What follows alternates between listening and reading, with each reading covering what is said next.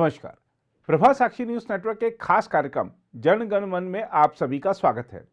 आज के कार्यक्रम में बात करेंगे धर्मांतरण जैसे ज्वलंत विषय की। धर्मांतरण के बढ़ते मामले एक विकराल समस्या का रूप लेते जा रहे हैं, जिसे देखते हुए धर्मांतरण विरोधी सख्त कानून की अब देश में आवश्यकता महसूस की जा रही है। इस सप्ताह यह मामला सुप्रीम कोर्ट में भी आया, जिस पर अदालत ने धर्मांतरण को गंभीर मुद्दा बताते हुए कहा कि इसे राजनीतिक रंग नहीं दिया जाना चाहिए।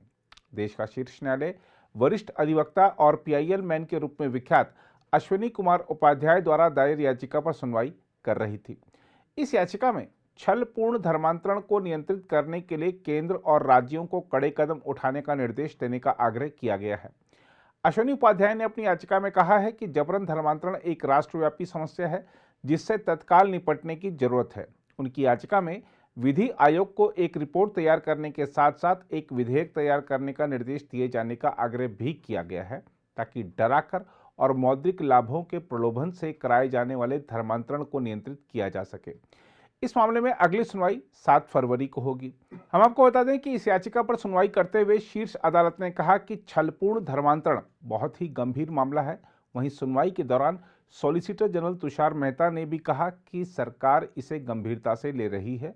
अब देखना होगा कि अगली सुनवाई पर इस मामले में क्या होता है। फिलहाल इस पूरे विषय पर अपना पक्ष रखने के लिए हमारे साथ उपस्थित हैं अश्विनी उपाध्याय जी। अश्विनी जी, प्रभा साक्षी पर आपका स्वागत है। नमस्ते।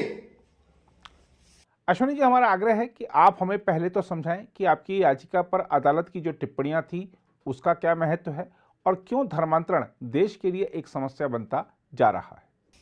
आज के सभी अखबारों में एक बात प्रमुखता से छपी है कि सुप्रीम कोर्ट ने कहा है जी कि किसी को दान देने का, चैरिटी करने का, किसी की मदद करने का उद्देश्य उसका धर्मांतरण नहीं होना चाहिए। यानी अगर आप किसी को हॉस्पिटल में इलाज करा रहे हैं तो निस्वार्थ भाव से इलाज कराइए, धर्मांतरण उसका मत कराइए। किसी को आप स्कूल में एडमिशन करवा रहे हैं, निस्वार्थ भाव से करिए, उसका धर्मांतरण मत कराइए। किसी को आप पैसा दे रहे हैं, राशन दे रहे हैं, मकान बनाने में कोई मदद कर रहे हैं, वो निस्वार्थ भाव से करिए, सेल्फलेस करिए, उसको कन्वर्ट मत करिए। उसको ये मत कहिए कि तू अपना धर्म छोड़ के हमारे धर्म में, हमारे रिलीजन में आ जा। इस देश में धोखा देके, लालच देके, फरेब करके, काला जादू दिखा के, अंधविश्वास फैला के दलितों का, गरीबों का, पिछड़ों का, आदिवासियों का बहुत बड़ी संख्या में धर्मांतरण हो रहा है। कोई ऐसा दिन नहीं है जिस दिन करीब 20 से 25 हजार हिंदुओं को कन्वर्ट नहीं किया जाता। ऐसा कोई दिन नहीं है। पर डे कन्वर्जन हो रहा है। मेरी पीआईएल सुप्रीम कोर्ट में चल रही है। माननीय सुप्रीम कोर्ट उस पर लगातार सुनवाई कर रहे हैं। हर मंडे को सुनवाई हो रही है। मतलब सुप्रीम कोर्ट कितना इस पे गंभीर है, इसका अंदाजा इस बात से लगता है कि हर मंडे को, हर कोई बहुत लंबी डेट नहीं पड़ रही, बल्कि हर मंडे सुनवाई हो रही है। अगले मंडे फिर सुनवाई होगी। मैंने सुप्रीम कोर्ट से यह कहा है कि पहली बात तो यह कि धर्मांतरण के लिए एक नया कानून बनाने की जरूरत नहीं है। भारत में हजारों कानून पहले से ही है, इसलिए फिर एक नया कानून नहीं चाहिए, बल्कि इंडियन पिनल कोड का जो चैप्टर 15 है, जिसका नाम है ऑफेंस रिलेटिंग टू रिलीजन, उसी में बदलाव करने की जरूरत है। उसमें नई धारा जोड़ने की जरूरत है। यह क्यों जरूरी है आप समझिए जरा, और इसको अधिक से अधिक लोगों से शेयर भी करिए। थाने पे यही इंडियन पिनल कोड होता है। एफआईआर कौन लिखता है? हवलदार, जो 10वीं या 12वीं पास होता है। वो भारत में जो हजारों कानून चल रहे हैं उसका ज्ञान उसको नहीं होता। थाने के हवलदार को, थानेदार को, सिपाही को केवल ये इंडियन पिनल कोड पता होता है कि इंडियन पिनल कोड में क्या क्या अपराध लिखा हुआ है। तो अगर चैप्टर 15 जिसका नाम है धर्म से संबंधित अपराध, ऑफेंस रिलेटिंग टू रिलीजन, अगर उसमें बदलाव करके इसी में धर्मांतरण को अपराध घोषित कर दिया, फिर तो 100 नंबर फोन करेंगे या 112 नंबर पर डायल करेंगे तो पुलिस आएगी। आप ईमेल कर देंगे तो भी आएगी पुलिस। कप्तान को फोन कर देंगे, थानेदार को कर देंगे, तब भी पुलिस आएगी। एक नया अगर कानून हमने बना दिया तो याद रखिए 100 नंबर या 112 नंबर डायल करने के बाद पुलिस नहीं आएगी, एफआईआर लिखवाना मुश्किल हो जाएगा। ऐसे केस में क्या होता है, मान लीजिए आप कहीं से जा रहे हैं, अगर धर्मांतरण हो रहा है, आपको लगा अच्छा यहां पे टेंट लगा हुआ है, यहां पे लोगों को काला जादू दिखा के अंधविश्वास फैला के जैसे भी कन्वर्ट कराया जा रहा है, आप किसी अपने काम से जा रहे हैं, आपके पास इतना टाइम नहीं है कि आप वहां से जाएं, वापस थाने जाएं, वहां मुकदमा दर्ज कराएं। वैसे भी लोग घबराते हैं थाने के नाम जाने से, उनको लगता है पता नहीं मुकदमा दर्ज कराऊंगा, हमको बार बार गवाही देने आना पड़ेगा, क्या क्या करना आना पड़ेगा। अगर आईपीसी में रहेगा तो इसका बेनिफिट ये होगा कि आप वहीं खड़े खड़े अपना मोबाइल निकालिए, 100 नंबर या 112 नंबर फोन करिए और फोन करके भाई कहिए भाई देखो मैं इस जगह खड़ा हूं, यहाँ एक टेंट लगा हुआ है, यहाँ पे 100 लोग हैं, यहाँ एक बंदा आया हुआ है, ये लोगों को कन्वर्ट करा रहा है। पुलिस आएगी, वहां देखेगी, पूछताछ करेगी, पकड़ेगी, आसपास गांव वालों से पूछताछ करेगी, उनको गिरफ्तार करके ले जाएगी। अगर अलग से कानून होगा तब ये सब नहीं होगा, फिर तो आपको थाने पे आप जाएंगे तो थानेदार कहेगा ये बता दो आईपीसी में कौन सी धारा है, आईपीसी में कोई धारा है नहीं, फिर आपको डिप्टी एसपी के पास जाना पड़ेगा, कप्तान के पास जाना पड़ेगा, कलेक्टर के पास जाना पड़ेगा। इतना किसी के पास टाइम नहीं, इतना कोई पेन लेगा नहीं। इसलिए जरूरी इस बात की है धर्मांतरण के लिए इंडियन पिनल कोड को अमेंड किया जाए, इसी में नई धारा जोड़ी जाए। दूसरा, केवल धर्मांतरण के खिलाफ नई धारा बनाने से भी अपराध खत्म नहीं, ये धर्मांतरण नहीं रुकेगा। क्योंकि याद रखिए ये पूरा जो धर्मांतरण का खेल है ये पैसे के लिए होता है। खाड़ी देशों से लगभग 50,000 करोड़ आता है हर साल हवाला के जरिए, यानी कैश में आता है।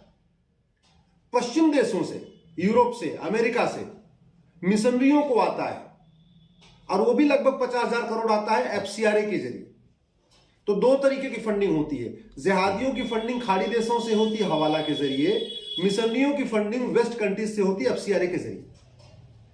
तो जब तक हवाला के खिलाफ कठोर कानून नहीं बनेगा तब तक हवाला की फंडिंग नहीं रुकेगी। जब हवाला की फंडिंग नहीं रुकेगी तो जिहादियों का जो धर्मांतरण का खेल है ये नहीं रुकेगा। ऐसे जब तक विदेशी चंदा कंट्रोल करने के लिए जो वर्तमान एफसीआरए कानून है मां घटिया कानून है, ये 2010 में कांग्रेस ने इनफैक्ट मिशनरियों को चंदा दिलवाने के लिए बनाया ही था। इसकी तो डिजाइन ही ऐसी है कि मिशनरियों को चंदा मिलता रहे। इस एफसीआरए कानून को खत्म करना पड़ेगा और एक नया विदेशी चंदा नियंत्रण कानून बनाना पड़ेगा। कहने का मतलब एक कठोर हवाला नियंत्रण कानून बनाना पड़ेगा, एक कठोर विदेशी चंदा नियंत्रण कानून बनाना पड़ेगा, तब जाके इनकी विदेशी फंडिंग रुकेगी। जब विदेशी फंडिंग रुकेगी तब जाके धर्मांतरण रुकेगा। दूसरा क्या करना पड़ेगा, ये जितने धर्मांतरण करने वाले लोग हैं इन सबके पास काला धन होता है, इन सबके पास बेनामी संपत्ति होती है, इन सबके पास आयसरिक संपत्ति होती है। तो जब तक काला धन के खिलाफ कठोर कानून नहीं बनेगा, बेनामी संपत्ति के खिलाफ कठोर कानून नहीं बनेगा, आयसरिक संपत्ति के खिलाफ कठोर कानून नहीं बनेगा, और ये पकड़ा कैसे जाएगा, बेनामी संपत्ति है कि नहीं, आयसरिक संपत्ति, इसको कैसे पकड़ेगी सरकार? इसको पकड़ने के लिए है कि प्रॉपर्टी को आधार से लिंक करने के लिए कानून बनाइए। तो जब तक प्रॉपर्टी को आधार से लिंक करने का कानून नहीं बनेगा, काला धन, बेनामी संपत्ति, आयसरिक संपत्ति के खिलाफ कठोर कानून नहीं बनेगा, तब तक भी धर्मांतरण नहीं रुकेगा। इसलिए मैं कह रहा हूं कि धर्मांतरण रोकने के लिए एक नहीं बल्कि 5 कानून बनाना पड़ेगा। एक जो सबसे बड़ा इस देश में लैंड इस समय पूल हो चुका है, एक वक्फ जो बोर्ड है उसके पास भारत की तीसरी सबसे ज्यादा प्रॉपर्टी हो चुकी है। उस प्रॉपर्टी को किराए पर उठा के वो पैसा कमा रहा है, उस पैसे से कन्वर्जन भी करा रहा है। दूसरा, अंग्रेजों के जमाने में चर्च को, मिशनरियों को लीज पे जमीन दी गई थी, लीज पे जमीन दी गई थी, उस लीज की वो लीज पूरी हो चुकी है। जब लीज पूरी हो गई 99 साल की, तो वो जमीन उनके पास क्यों है? तो जब मिशनरियों से वो जमीन वापस ली जाएगी जो 99 ईयर की लीज पे दी है, तब उनको वो थोड़ा कमजोर पड़ेंगे।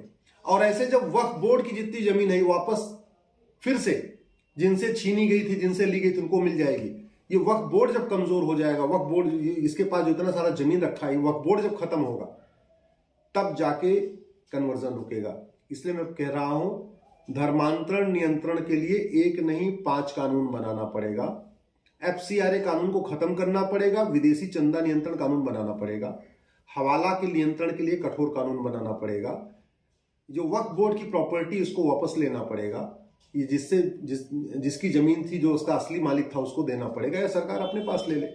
इसी तरीके जो मिशनरियों के पास प्रॉपर्टी है, जो 1894 का लैंड एक्विजिशन एक्ट बना था, वो जो प्रॉपर्टी उनके पास है, उस सिविल लाइन पूरी उन्हीं के पास है, पूरे देश की सिविल लाइन की मालिक मिशनरियां हैं, उनसे लेना पड़ेगा।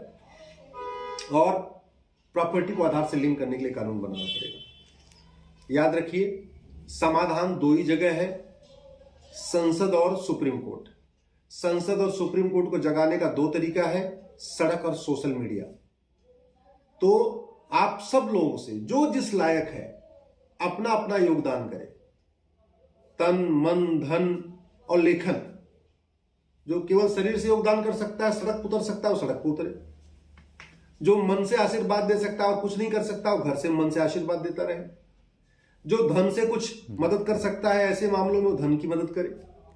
जो लोग लेखन कर सकते हैं वो लेखन करें, अखबार में नहीं तो अपने फेसबुक पे लिखें, अपने ट्विटर पे लिखें, लेकिन राष्ट्रहित में तन मन धन लेखन, इन चारों का उपयोग करें। फेसबुक फ्रेंड बनाएं, फेसबुक पे लिखें, व्हाट्सएप ग्रुप बनाएं, व्हाट्सएप में लिखें, ग्रुप में लिखें। जितना ज्यादा जागरूकता आएगी उतना ही जल्दी इस देश का कल्याण होगा, उतना ही जल्दी कठोर कानून बनेगा। कानून कठोर होगा तो राज अच्छा होगा, कानून घटिया होगा तो राज घटिया होगा। धर्मांतरण के लिए ये कानून बनाने ही पड़ेंगे। जय हिंद, जय भारत। धन्यवाद अश्विनी जी, आपने इस महत्वपूर्ण विषय पर जो राय रखी है, निश्चित ही वह दर्शकों के मन में उठ रहे बहुत सारे सवालों के जवाब देगी। आप इस चर्चा से जुड़े, इसके लिए आपका बहुत बहुत आभार। अगर आप भी लेना चाहते हैं देश दुनिया की तमाम जानकारी तो आज ही सब्सक्राइब करें हमारे चैनल को। साथ ही नीचे दिए बेल आइकन को जरूर दबाएं ताकि हर अपडेट आप तक पहुंच सके।